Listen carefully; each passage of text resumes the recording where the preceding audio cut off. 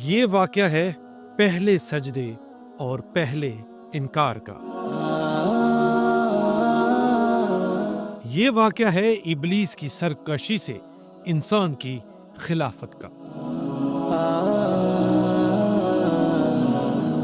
یہ واقعہ ہے کہ جب فرشتوں نے اللہ سے عرض کی کہ اے ہمارے رب، کیا تو ایسے کو زمین پر خلیفہ بنائے گا جو فساد کرے گا اور خون بہائے گا۔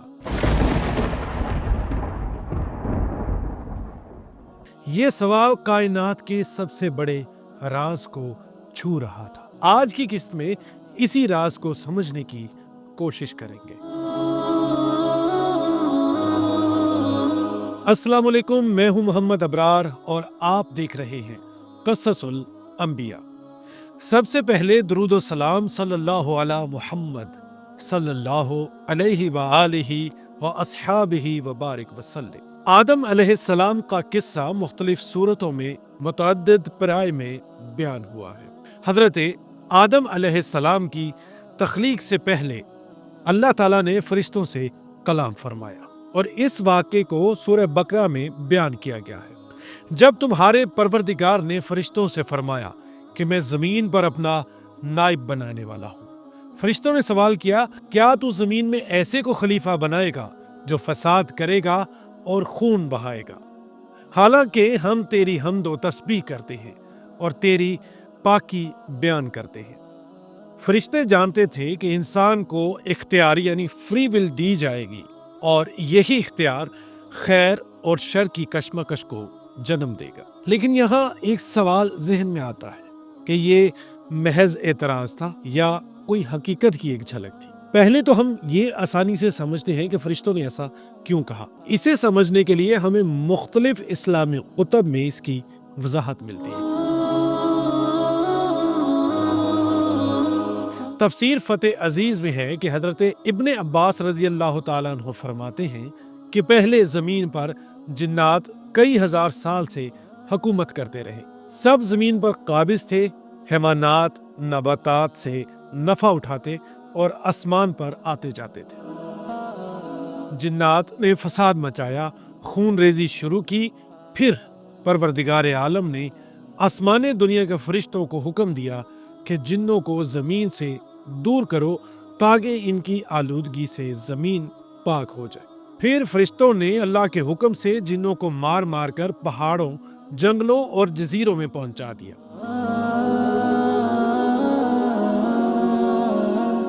قصص ابن کثیر میں بھی یہی لکھا ہے کہ حضرت قتادہ رضی اللہ تعالیٰ عنہ فرماتے ہیں فرشتوں کو اس بات کا علم تھا کہ انسان دنیا میں فساد و خون ریزی کرے گا۔ اس طرح ہوا کہ وہ دنیا میں جنات کے فساد اور خون خرابے کے حالات سے بخوبی واقف تھے۔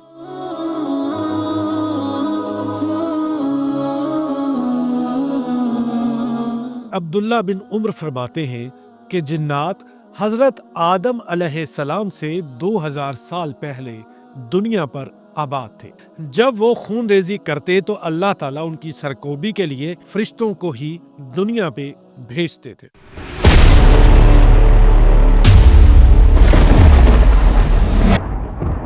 ابن ابی حاتم نے حضرت ابو جعفر باقر سے ایک روایت نقل کی ہے اور یہ بھی کہا گیا ہے کہ فرشتوں نے لوح محفوظ سے اطلاع پائی تھی۔ اس کے علاوہ ایک اور روایت بھی ملتی ہے کہ یہ بات فرشتوں کو ان کے دو ساتھی فرشتوں ہاروت اور ماروت نے بتائی تھی اور ان دونوں کو یہ بات اوپر والے فرشتے سجل نے بتائی تھی۔ یہ روایات واضح کرتی ہیں کہ فرشتوں کا مقصد اعتراض کرنا نہیں تھا، بلکہ اس سے وہ اپنے تعجب کا اظہار اور خلیفہ بنانے کی حکمت دریافت کر رہے تھے۔ بہرحال یہ واضح ہوتا ہے کہ حضرت آدم علیہ السلام کی پیدائش سے کئی ہزار سال پہلے جنات دنیا پر آباد تھے۔ جب قرآن کریم کا مطالعہ کیا جائے تو اس میں بھی ہمیں اس کا واضح ذکر ملتا ہے۔ اور بے شک ہم نے انسان کو خشک بجتی ہوئی مٹی سے بنایا جو ایسے گارے کی تھی جس سے بو آتی تھی، اور ہم نے اس سے پہلے جن کو بغیر دھوئیں والی آگ سے پیدا کیا۔ یہاں یہ بات بہت آسانی سے سمجھ آ جاتی ہے کہ اللہ تعالیٰ نے فیصلہ کیا کہ زمین پر اپنا خلیفہ بھیجے گا، تو اس کے جواب میں فرشتوں نے یہ سوال کیوں کیا تھا؟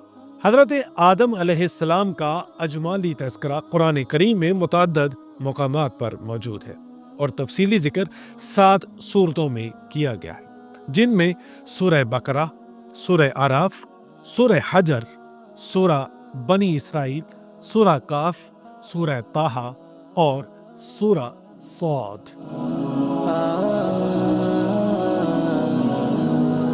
احادیث کی کتب میں بھی ایک روایت موجود ہے۔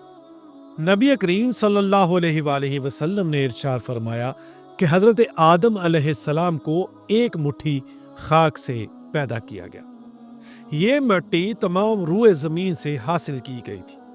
یہی وجہ ہے کہ حضرت آدم علیہ السلام کی نسل میں مختلف رنگ و نسل کے لوگ پائے جاتے ہیں۔ سورہ حجر آیت نمبر 26 میں ارشاد ربانی ہے کہ ہم نے انسان کو کھنکھناتے سڑے ہوئے گارے سے پیدا کیا۔ سورہ رحمان آیت نمبر 14 میں اللہ تعالیٰ کا فرمان ہے کہ اسی نے انسان کو ٹھیکرے کی طرح کھنکھناتی مٹی سے پیدا کیا ہے۔ عبداللہ بن مسعود رضی اللہ تعالیٰ عنہ سے روایت ہے کہ فرشتوں سے مشورہ فرمانے کے بعد اللہ تعالیٰ نے جبریل امین علیہ السلام کو زمین کی طرف بھیجا تاکہ وہ اس سے مٹی لے آئے، تو زمین نے کہا کہ میں اس سے اللہ کی پناہ چاہتی ہوں کہ مجھ سے کچھ کم کیا جائے یا میری کوئی چیز خراب کی جائے۔ حضرت جبریل امین علیہ السلام مٹی لیے بغیر واپس لوٹ آئے۔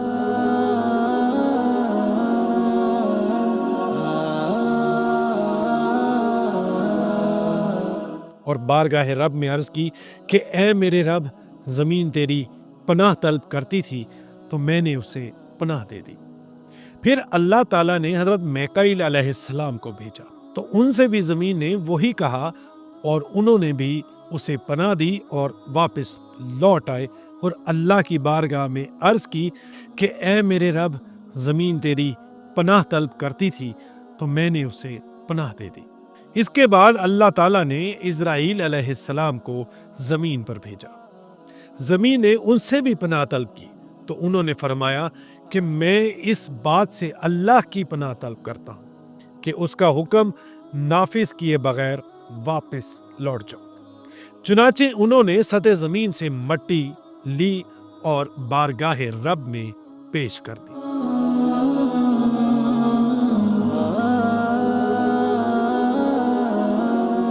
یہاں ایک اور سوال ذہن میں آتا ہے کہ جب زمین سے مٹی لے لی گئی تو حضرت آدم علیہ السلام کا پتلا کس جگہ بنایا گیا؟ کیا وہ زمین پر بنایا گیا یا اس مٹی کو جنت میں لے جایا گیا اور پھر وہاں آدم علیہ السلام کا پتلا بنایا گیا؟ اس کا جواب ہمیں شرح مشکات میں ملتا ہے۔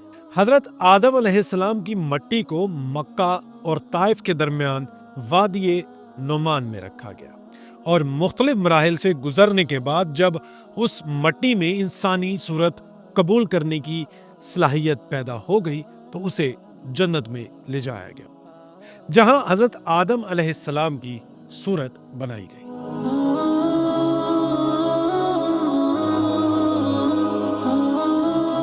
کچھ روایات میں یہ بھی لکھا ہے کہ جہاں اب کعبہ مکرمہ ہے وہاں آدم علیہ السلام کا پتلا رکھا گیا۔ پھر 40 دن اس پر بارش برسائی گئی، 39 دن غم کی بارش اور 1 دن خوشی کی بارش۔ اسی لیے ہر آدمی اکثر رنج و غم، فکر و اندیشہ اور پریشانی میں مبتلا رہتا ہے۔ بعض روایات میں یہ بھی ہے کہ حضرت آدم علیہ السلام کی مبارک صورت کو زمین پر بنایا گیا، اس کے بعد انہیں جنت میں لے جایا گیا جہاں ایک خاص اور معزز روح ان میں پھونکی گئی۔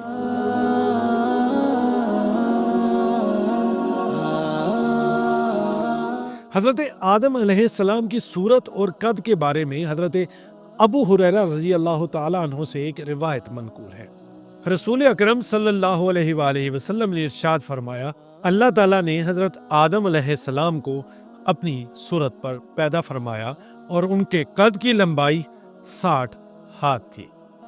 صورت پر پیدا فرمانے سے مراد یہ ہے کہ اپنی پسندیدہ صورت یا صفات پر پیدا فرمایا اور انہیں علم، تصرف، سمع و بصر اور قدرت سے سرفراز فرمایا۔ ان احادیث کے آخر میں ہے کہ جو بھی جنت میں جائے گا وہ حضرت آدم علیہ السلام کی صورت پر ہوگا اور اس کا قد 60 ہاتھ ہوگا۔ پھر آدم علیہ السلام کے بعد اب تک مخلوق کے قد و قامت میں کمی ہوتی رہی ہے۔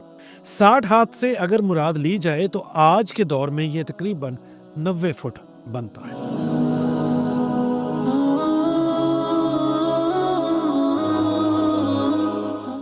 حضرت انس رضی اللہ تعالیٰ عنہ سے روایت ہے کہ حضور پر نور صلی اللہ علیہ وآلہ وسلم نے ارشاد فرمایا، جب اللہ نے حضرت آدم علیہ السلام کی جنت میں صورت بنائی تو جب تک اسی حالت میں رکھنا چاہا تو انہیں چھوڑے رکھا۔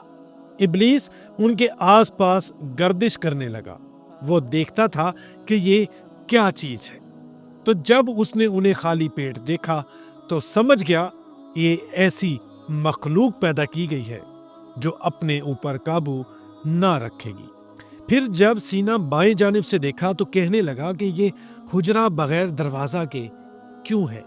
میں نہیں جانتا کہ اس میں کیا چیز پوشیدہ ہے۔ شاید یہ وہی ہے جس کے سبب یہ خلافت کا استحقاق حاصل کرے گا۔ حضرت آدم علیہ السلام کی پیدائش بروز جمعہ ہوئی تھی اور جمعہ ہی کے دن وہ دنیا میں اتارے گئے تھے۔ سنن نسائی، سنن داؤد، مسند احمد، سنن ترمذی اور صحیح مسلم شریف میں ہمیں اسی متعلق ایک حدیث مبارکہ ملتی ہے جو کافی طویل ہے۔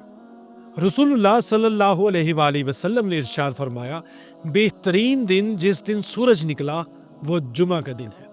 اسی دن حضرت آدم علیہ السلام پیدا کیے گئے، اسی دن دنیا میں اتارے گئے، اسی دن ان کی توبہ قبول ہوئی اور اسی دن ان میں روح نکالی گئی اور اسی دن قیامت قائم ہوگی۔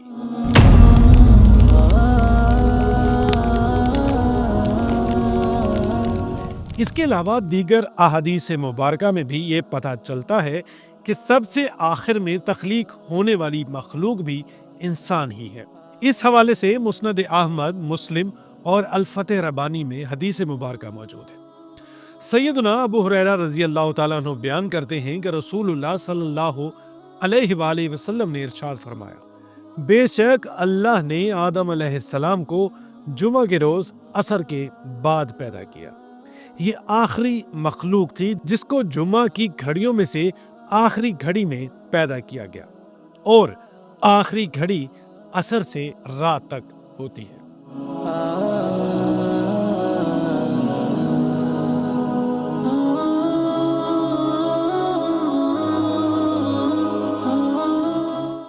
ہم نے یہ جانا کہ آدم علیہ السلام کی تخلیق کیسے ہوئی، اسے ہم نے سمجھنے کی آسان طریقے سے اور حوالہ جات کی روشنی میں کوشش کی۔ جو ہم نے جانا، اللہ سے دعا ہے کہ اللہ تعالی ہمیں اس کو صحیح معنوں میں سمجھنے اور دوسروں تک پہنچانے کی توفیق عطا فرمائے۔ خاص طور پر اسے اپنے بچوں کو ضرور بتائیں اور ہو سکے تو اپنے بچوں کو بھی یہ ویڈیوز دیکھنے کی ترغیب ضرور دلائیں تاکہ وہ انبیاء کرام کی سیرت اور واقعات کے بارے میں جان سکیں۔ لیکن یہ واقعہ یہیں ختم نہیں ہوتا، کیونکہ ابھی وہ لمحہ بھی باقی ہے کہ جب فرشتوں کو آدم علیہ السلام کو سجدہ کرنے کا حکم دیا گیا۔ ابھی ایک اور فیصلے کو سمجھنا باقی ہے۔ میں ہوں محمد ابرار اور آپ دیکھ رہے ہیں قصص الانبیاء، جہاں ہر قصے میں ایک سبق ہے، ایک حقیقت اور ایک صدا جو آج بھی ہمیں پکار رہی ہے کہ اللہ سے ڈرو اور اسی کی طرف لوٹ آؤ۔ ویڈیو کو لائک کیجئے، چینل کو سبسکرائب کیجئے اور بیل آئیکن پر کلک کیجئے۔ خوش رہیے، خوشیاں بانٹیے اور دوسروں کے لیے آسانی پیدا کیجئے۔ اللہ تعالیٰ آپ کو دونوں جہاں کی آسانیاں اور بھلائیاں عطا فرمائے۔ مجھے دیجیے اجازت، اللہ حافظ.